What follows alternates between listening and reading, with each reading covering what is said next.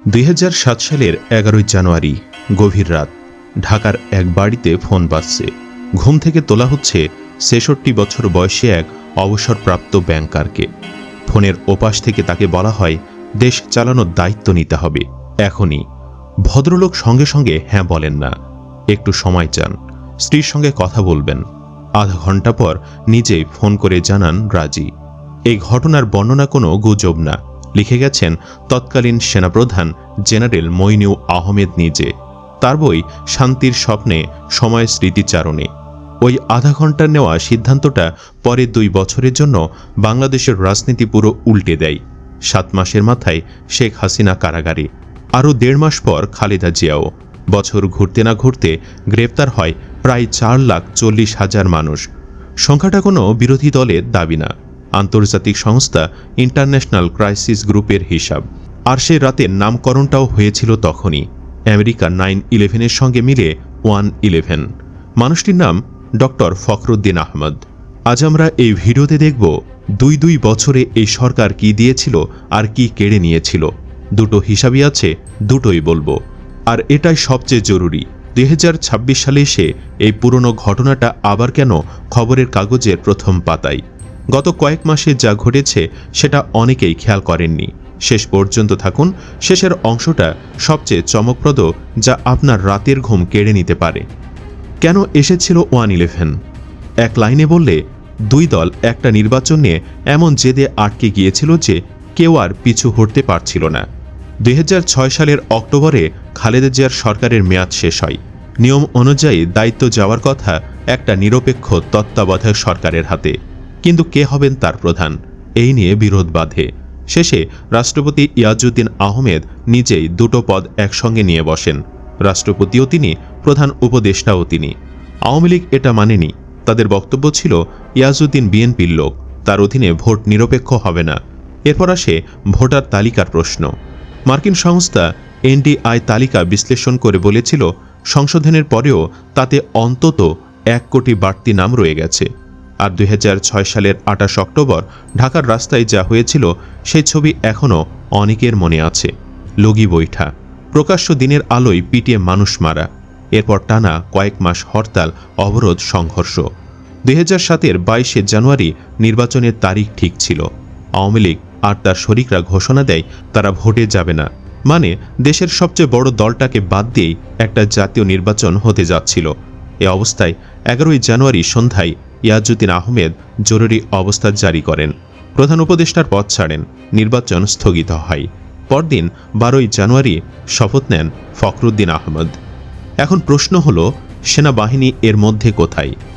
আনুষ্ঠানিক ভাষ্য হলো, সেনাবাহিনী শুধু সমর্থন দিয়েছিল, কিন্তু জেনারেল মইনুল আহমেদ নিজের বইয়ে যেভাবে ওই রাতের বর্ণনা দিয়েছেন তাতে স্পষ্ট সিদ্ধান্তটা বঙ্গভবনের একার ছিল না।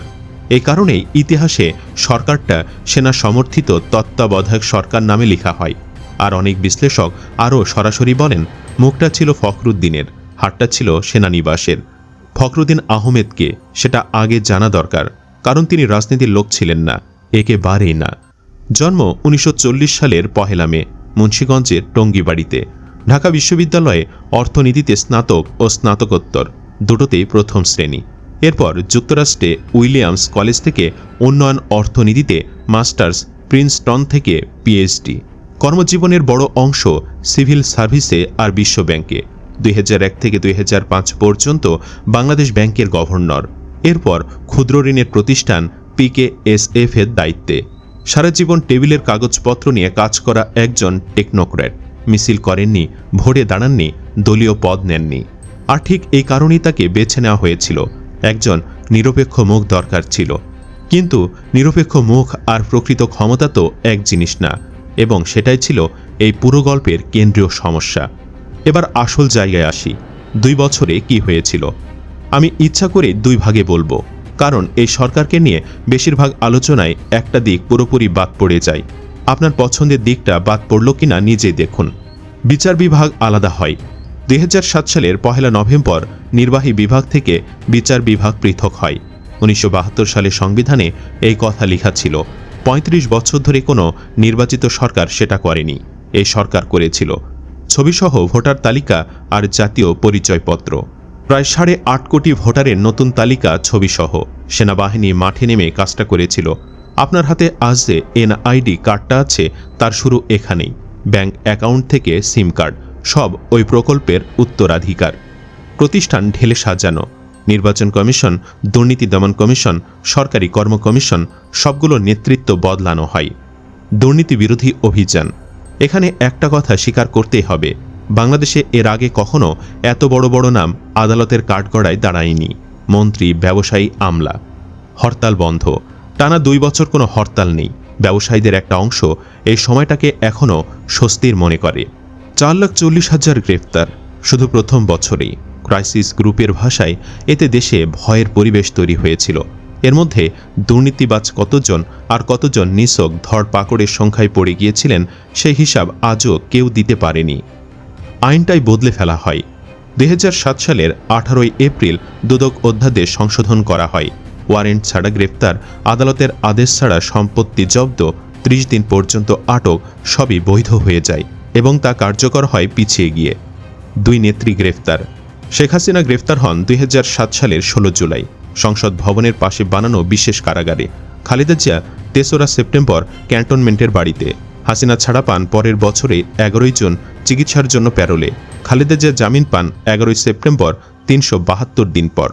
আরেকটা তথ্য না দিলেই নয়, বর্তমান প্রধানমন্ত্রী তারেক জিয়াকে অতিরিক্ত রিমান্ডে নিয়ে একদম পঙ্গু করে দিয়েছিল, যার কারণে তিনি সুস্থ হতে অনেকদিন লেগেছিল ও তিনি রাজনীতি করবে না সেই শর্তে দেশ ছেড়ে চলে গিয়েছিলেন।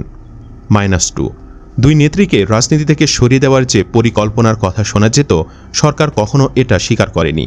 তবে হিউম্যান রাইটস ওয়াচ তাদের 2008 সালের বার্ষিক প্রতিবেদনে সরাসরি -2 নীতি কথাটা ব্যবহার করেছিল।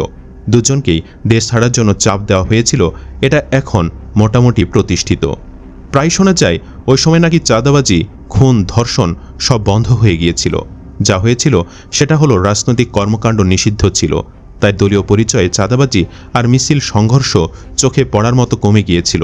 যৌথ বাহিনী রাস্তায় ছিল, তাই ভয়ও কাজ করেছে, তাই দেশের সাধারণ মানুষ অনেকটাই শান্তিতে ছিল। কিন্তু অপরাধ বন্ধ হয়ে যাওয়া আর অপরাধের চেহারা বদলে যাওয়া এক জিনিস না, বরং যে 2 বছরে রাষ্ট্রের হাতে ওয়ারেন্ট ছাড়া ধরার ক্ষমতা ছিল, সেই সময়ে নির্যাতনের অভিযোগ সবচেয়ে বেশি উঠেছিল। শেষটা যা হয়েছিল, 2008 সালের 29 ডিসেম্বর নবম জাতীয় সংসদ নির্বাচন হয়। শেখ হাসিনার নেতৃত্বে মহাজোট বিপুল ব্যবধানে জেতে 299টির মধ্যে 260-এর বেশি আসন। দেশি বিদেশি পর্যবেক্ষকরা ভোটটাকে শান্তিপূর্ণ ও বিশ্বাসযোগ্য বলে রায় দেন। 2009 সালে 6 জানুয়ারি ফখরুদ্দিন আহমদ ক্ষমতা হস্তান্তর করেন। আর এখানেই ইতিহাসের সবচেয়ে বড় বিদ্রূপটা লুকিয়ে আছে। 111-এর পুরো ঝগড়াটা ছিল কি নিয়ে? তত্ত্বাবধায়ক সরকার ব্যবস্থা নিয়ে। আর যে সরকার এই 111-এ নির্বাচনের মধ্য দিয়ে ক্ষমতা এলো, তারা 2011 সালের 30 জুন পঞ্চদশ সংশোধনীর মাধ্যমে সেই তত্ত্বাবধায়ক ব্যবস্থাটাই বাতিল করে দিল। যে জিনিস বাঁচাতে গিয়ে 2007 সালে জরুরি অবস্থা এলো, সেটাই 4 বছরের মাথায় সংবিধান থেকে মুছে গেল। তারা এখন কোথায়? আর 2026-এ কি হচ্ছে? ফখরুদ্দিন আহমদ 2009 সালের পর দেশ ছাড়েন। একাধিক প্রতিবেদন অনুযায়ী তিনি যুক্তরাষ্ট্রের মেরিল্যান্ডে থাকেন। বিশ্বব্যাংকের পেনশন নিয়ে অবসর জীবনযাপন করছেন। প্রকাশ্যে ফেরেননি, সাক্ষাৎকার দেননি, আত্মজীবনী লিখেননি। দেশের ইতিহাসের এত বড় একটা অধ্যায়ের কেন্দ্রীয় মানুষটি আজ পর্যন্ত কার্যত নীরব। জেনারেল মইনু আহমেদ 2009 সালে জুনে অবসরে যান। এরপর চিকিৎসার জন্য যুক্তরাষ্ট্রে যান। 2024 সালে ডিসেম্বরে প্রকাশিত এক ভিডিওতে তিনি নিজেই জানান তিনি ফ্লোরিডায় থাকেন। সেখানে তিনি পিলখানা হত্যাকাণ্ডের নতুন করে তদন্ত দাবি করেন। এবার আসি সেই অংশে যেটার জন্য অপেক্ষা করতে বলেছিলাম।